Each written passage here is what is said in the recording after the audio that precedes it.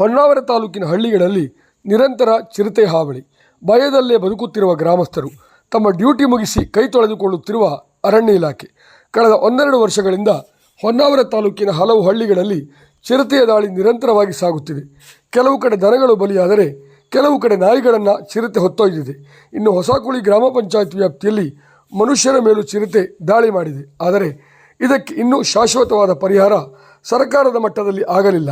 ಯಾಕೆಂದರೆ ಶಾಸಕರದ್ದಾಗಲಿ ಅಥವಾ ಅರಣ್ಯ ಇಲಾಖೆಯ ಅಧಿಕಾರಿಗಳದ್ದಾಗಲಿ ಮನೆ ಪಟ್ಟಣದಲ್ಲಿ ಇರುವುದರಿಂದ ಈ ಕಷ್ಟದ ಅನುಭವ ಇವರಿಗೆ ಇಲ್ಲ. ಹಾಗಾಗಿ ಚಿರತೆ ದಾಳಿ ಅನ್ನುವುದು ಒಂದು ಸಹಜ ಪ್ರಕ್ರಿಯೆಯಾಗಿ ಬದಲಾವಣೆಗೊಂಡಿದ್ದು, ಎಲ್ಲೇ ಚಿರತೆ ದಾಳಿ ನಡೆದರೂ ಇಲಾಖೆಯ ಅಧಿಕಾರಿಗಳಿಗೆ ಹಲವು ಬಾರಿ ಫೋನ್ ಮಾಡಿದ ನಂತರ ಬರುತ್ತಾರೆ. ಪಂಚನಾಮೆ ಮಾಡಿ ನಿಮಗೆ ಪರಿಹಾರಕ್ಕೆ ಶಿಫಾರಸು ಮಾಡುತ್ತೇವೆ ಎಂದು ಹೇಳಿ ಕೈ ತೊಳೆದುಕೊಳ್ಳುತ್ತಾರೆ. ಇನ್ನೂ ಹೆಚ್ಚಿನ ಒತ್ತಡ ತಂದರೆ ಚಿರತೆಯನ್ನು ಹಿಡಿಯಲು ಒಂದು ಪಂಜರವನ್ನು ತಂದಿಟ್ಟು ಹೋಗುತ್ತಾರೆ. ಸ್ಥಳೀಯರ ಹಣೆಬರಹ ಸರಿ ಇದ್ದರೆ, ಸ್ಥಳೀಯರು ಶತ ಪ್ರಯತ್ನ ಮಾಡಿದರೆ ಚಿರತೆ ಬಿದ್ದರೂ ಬೀಳಬಹುದು, ಬೀಳದೇ ಇದ್ದರೂ ಇರಬಹುದು. ನಂತರ ಅದೇ ಪಂಜರವನ್ನು ಮತ್ತೆಲ್ಲೋ ಕೊಂಡೊಯ್ಯಲಾಗುತ್ತದೆ. ಬೋನಿನಲ್ಲಿ ಕಟ್ಟಿದ ನಾಯಿಗೆ ಪ್ರತಿದಿನ ಅನ್ನ ನೀರು ಕೊಟ್ಟ ಪುಣ್ಯವಷ್ಟೇ ಮಾಲೀಕನಿಗೆ ಸಿಗುವುದು. ಇದಕ್ಕೆಲ್ಲ ಅಂತಿಮ ಪರಿಹಾರ ಯಾವಾಗ ಎನ್ನುವುದು ಉತ್ತರವಿಲ್ಲದ ಪ್ರಶ್ನೆಯಾಗಿ ಉಳಿದಿದೆ.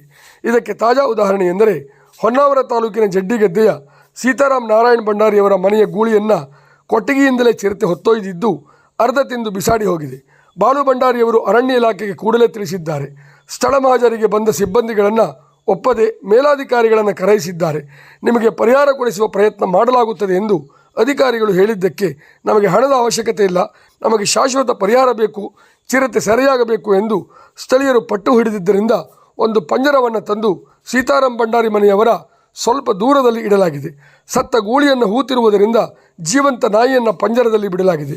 ನಾಯಿಯ ಊಟ ಉಪಚಾರವನ್ನು ಸಂಪೂರ್ಣವಾಗಿ ನೋಡಿಕೊಳ್ಳುವ ಜವಾಬ್ದಾರಿ ಬಾಲು ಭಂಡಾರಿ ಹಾಗೂ ಸ್ಥಳೀಯರ ಮೇಲಿದ್ದು ಮತ್ತೆ ಚಿರತೆಯ ಆಗಮನಕ್ಕಾಗಿ ಕಾಯುವ ಪರಿಸ್ಥಿತಿ ಎದುರಾಗಿದೆ. ಈ ಚಿರತೆ ಹಾವಳಿಯ ಸಮಸ್ಯೆಗೆ ಪರಿಹಾರ ಯಾವಾಗ ಎಂದು ಪ್ರತಿ ಗ್ರಾಮದವರು ಚಾತಕ ಪಕ್ಷಿಯಂತೆ ಕಾಯುತ್ತಿರುವುದಂತೂ ಸತ್ಯ.